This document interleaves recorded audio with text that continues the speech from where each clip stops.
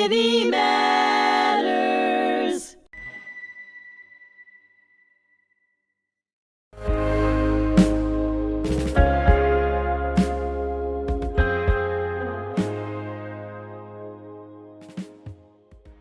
Welcome back to HMTV. I'm your host, Bernie Furshpan, on my series, Ordinary Heroes. And we're back with my guest, Sami Steigmann, not only an activist, but a Holocaust survivor. How many Holocaust survivors are there that are as active as you, so proactive? It's hard to keep up with you, my friend. Well, it's my mission in life, to educate the next generation, because it's up to them to make this a more compassionate, a better world. And this country, which a lot of people do not understand, is inflation. And everybody knows about inflation on a personal level, but not on a national level. And this country is in debt of $37.5 trillion. The children and the grandchildren and their great-grandchildren will have to pay for it. One of the interesting things is that in the Holocaust, in 1917, $1 American was worth 4 German marks. At the height of the inflation, it was 1 trillion.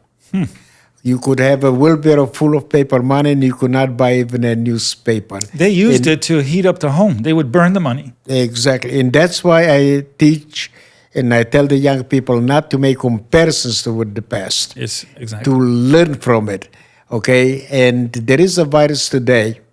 By the way, I just wanted to tell you that 7th graders in Germany, that's how detailed they teach them about the Holocaust, knew the answer. In the United States, even adults don't know that. But there is a virus that can never be eradicated. And this is bullying, bigotry, Jew hatred, hate, racism, and ideology. The only way that you can you can combat the virus is only through education. And to make a comparisons, which I normally don't like to do, but this one is a good one. When they asked Isaac Stern, how did you go to Carnegie Hall? He said, practice, practice, practice. Mm-hmm. What I say to combat, anti-Semitism and Jew hatred, what's happening today, not only in the United States, but worldwide, we must educate the next generation. That's the vaccine shot, education. Now, vaccines have a stigma today, but generally speaking, a good inoculation against hatred is what's needed. And it's needed with the youth. So let's talk about a couple of things. I'd like to touch upon October 7th, how it impacted you. But before that, let's talk about your history during the Holocaust. Okay.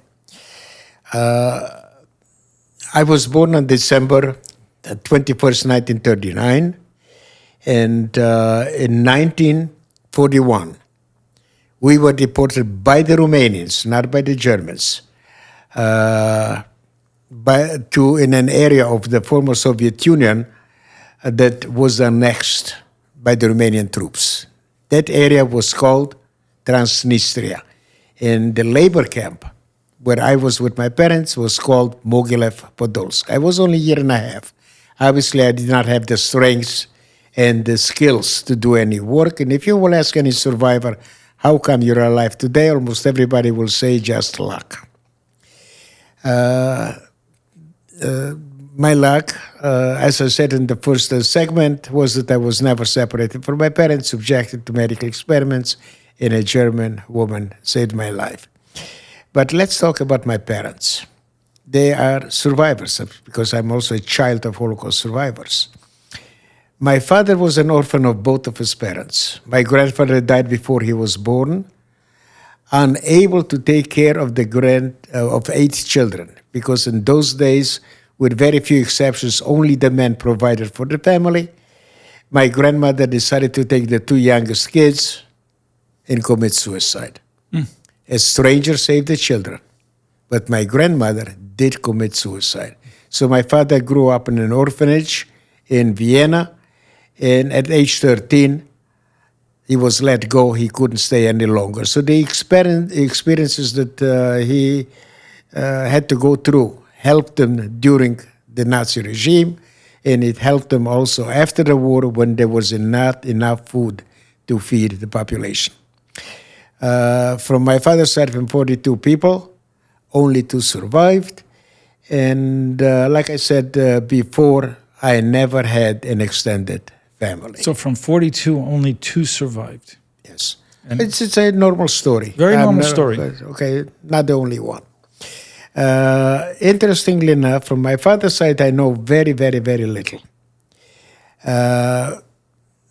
My grandfather had a store. Did not allow my mother to go to school. She had to stay home, help provide for the family. Additionally, she also was abused by her stepmother. But although she was an uneducated woman, boy, did she have a heart of gold.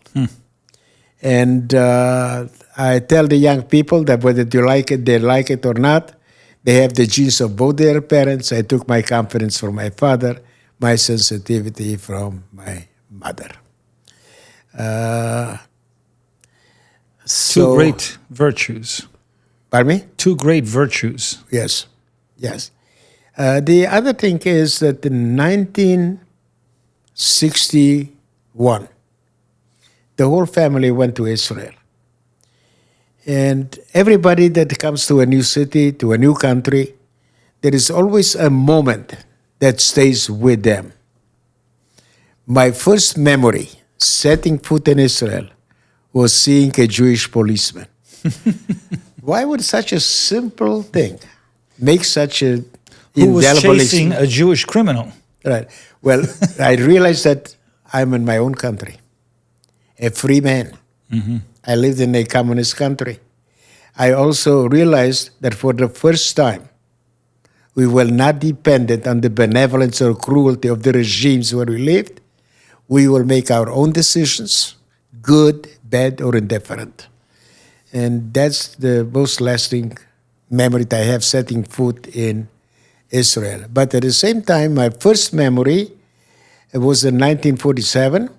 I was about close to 7 years old, but it was not about the Holocaust. In my nightmare, I was in the corner of a building, pitch dark. The only lights that I saw, the only sounds that I heard were from the explosions. And for whatever reason, I was stark naked, and I felt that I'm in a void. There is nobody there to help me. And although I lived in a house full of love, my parents dedicated their lives to the 2 children, I had many times that I had that feeling being in a void. And even today, I cannot remember associating myself with children my age. It was always with teenagers, with adults, because that gave me a feeling of being protected. Quite a story. But that was a nightmare. You're saying it's kind of like a nightmare, or did that actually happen where you were by yourself? No, that was the nightmare, and it lasted a very, very long time. It did. So you had that same nightmare, a recurring nightmare. Yes. And eventually it went away, but it lasted for a very long time. Now, you told me that you were in a camp and the Nazis experimented on you as a 1.5-year-old. If you will look at me, even right now, it's a perfect picture of good health. You are the most handsomest guy I know. But the way you look and the way you feel, not the same thing. That's true. Okay. In You're my always particular smiling. case, the reason that they could not find a cure in my case is because I am and will suffer for the rest of my life from head, neck, shoulders, and back. Today, because of my age, 85, I have other issues not related to the medical experiments. But they couldn't find a cure because it's not localized. I never know where it starts. I don't know how long it will be there. And you have no idea what the experiments were. No. I don't know where it will go. And the intensity in the past, right now it's much milder. But in the past it was extremely painful. Okay, I would say on a scale from 1 to 10, it was 8 to 9. I used heavy medication. But because I used it for pain and not recreation, I did not get addicted. In about 50 plus years, I decided, because it affected my lifestyle, to learn to live, okay, without the medication. And proudly today I can tell you I don't use medication. But I'll give an example, because a lot of people, we have to be very precise with the words, do not really understand what high pain tolerance means. Everyone interprets it their own way, the way they understand it. I went to a dentist, and they had to drill on me. And he gave me 4 injections. For whatever reason, he did not numb me. So he wanted to reschedule my appointment. I said, you don't have to. You can drill on me without anesthesia. But I told him, for some reason, I cannot scream. So when I will lift my finger, you will stop. I lower it, okay, then you can continue. And I told this to 9th graders in Fort Lee in New Jersey. Just wanted to explain to them, okay, not their interpretation, but what I mean by high pain tolerance. And they sent me thank you letters. And one 9th grader said that she had to go to the dentist and told them not to give her an injection. If Sammy can do it, so can I. And I was on the floor. That was not my intention. Oh, my goodness. But you never know how you're going to reach a word or something, you know, a sentence, a small object. It can make a difference. And she wrote, okay, if Sammy, with everything that he went through, if he can still smile, if he can still be happy, so can I. That's nice. That's a pretty powerful influence that you had over this child. And I can tell you that you and I have a similar background to some degree. I mean, I'm a second generation. You're also not just a survivor, but you're also a second generation to your parents. Correct. And my mother suffered in silence. She learned to suffer in silence. I learned it from her. So I can really I have no problem going to a dentist, and I've been drilled for years without any anesthetic. And I feel a lot of it is in the mind, because I think a lot of it is panic. Like you feel a little something, you start screaming because you don't know what's next. But if you really just calm down, taking a deep breath, it's really not that bad, because they're not really drilling into the nerve. Right. They're around the nerve in the tooth material. But it vibrates the nerve, and it's like, oh my God, the nerve is next. And it's not necessarily true. So we do have a similar way we deal with pain. Yes, it's true. I can deal with a lot of pain. My wife, we have a lot more in common. My wife hates it because I could be in a lot of pain, and she wants to know where the pain is so she can bring me to the right doctor. And just to keep her happy, I go to all the doctors. I have scars all over me because she didn't like a little something here and a little something there, just to keep her happy. And that's what's important. You know, I want to tell a funny story that just brought back something to me. My mother, okay, because I was undernourished, obviously, you know, in the camp and everything else, my mother thought that I will be a dwarf. So she went to a doctor, and the doctor said, I have a solution, okay? We'll have to take out the tonsils, okay? So guess what? My mother agreed. And they took out the tonsils. To Okay, prevent he did dwarfism? it. They took out my tonsils, and I'm still short. What kind of a doctor is this? And that particular doctor, Yeah. okay, he would not He should lose his license. He would not operate without a bottle of wine. I thought His hand was shaking, so my father bought him the best bottle of wine my that he God. could get, so he can give it. But You know, there are of always course. little funny stories. Crazy that, stories. Councilman, Tell me about I haven't told this story in ages. Tell me about October 7th. You're a survivor. You see something quite remarkable happening today, in today's world, that kind of mimics an abbreviated version of a genocide of the Holocaust. What did it feel like to you when you heard about this?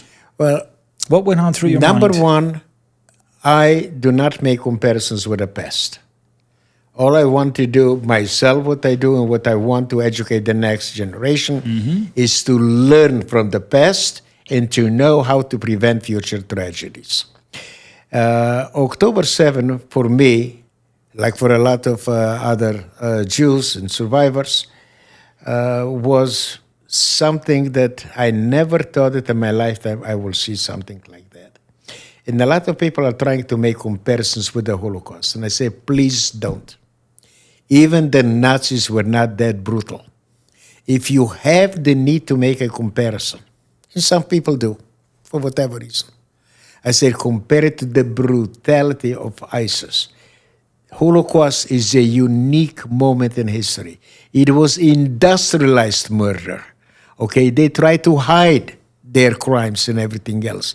So please, don't compare it. Don't compare It's not equivalent Holocaust at all. is on its own. It's unique. Yes. And that's why we teach it. Because of all the catastrophes in world history, it is without question the worst. And so this is a prime example of how low we can descend in society as a humanity. There was one thing that I've learned from a Holocaust survivor. He passed away. We were friends. He passed away at the age of 100. He was in, I think, in 10 different camps. And I asked him one time. 10 different camps. Yes. And I asked him one time, okay, what is the memory that stays with you forever? From all the camps, everything that you experienced. And he said something that I can never forget. He said, we were treated like animals. It's true. We became animals. And the only thing that was in their mind is to be able to survive, to find out if anybody from the family survived, and to tell the story. So the world will know it. I never heard it put that way. They were treated like animals, but they ended up becoming animals. Yes. The only thing they cared is survival. Right. There was nothing. My father had the same experience in the forest, where for 3 years from age 10 to 13, he was only a few years older than you. He had a 4-year-old brother around your age that was shot in the head. But he said that his instinct kicked in. There were no emotions. He was like a hunted animal, listening to every crunch, every sound in the forest, because they were hunting them, the Jews, Right. like animals. Right. It was like hunting season for the Nazis. But that's one statement that my friend said It's powerful. that I just... They became animals. So it You know, stays with me. I usually say that my father was like an animal, but he became an animal. Really, because it was animal instincts that kicked in. Yes, to survive. Absolutely. You do anything Yes. to survive. Unfortunately, in the camps, even people, Jews, fought each other over a piece of bread. As much as they loved each other and they wanted everybody to survive, it really was every person for themselves at some points, because it was an act of desperation sometimes. However, a lot of people, when they talk about resistance, they think only about the Warsaw Ghetto, the military uprising. Right. However, there was also the cultural uprising. They taught the young people how to pray, how to read, how to sing.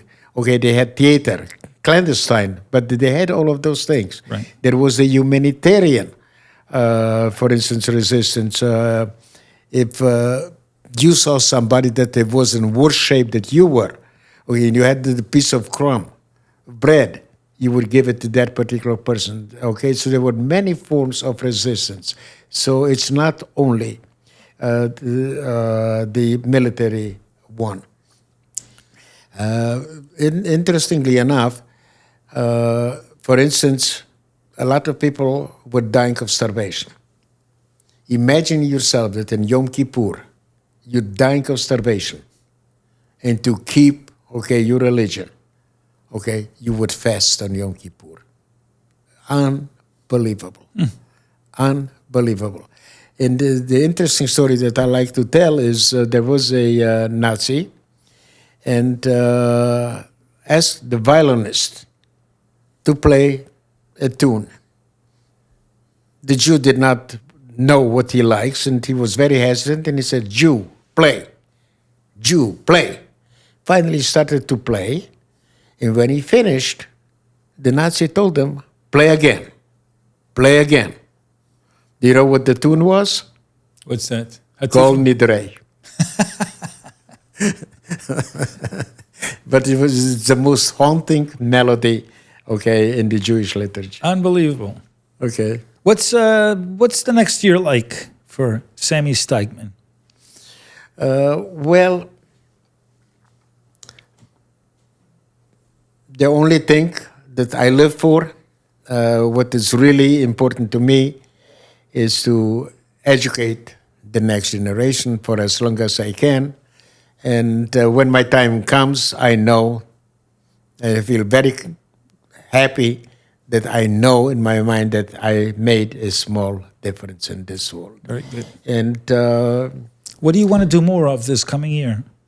now I participated, I just came back yesterday from something that was for a long time I wanted to do it.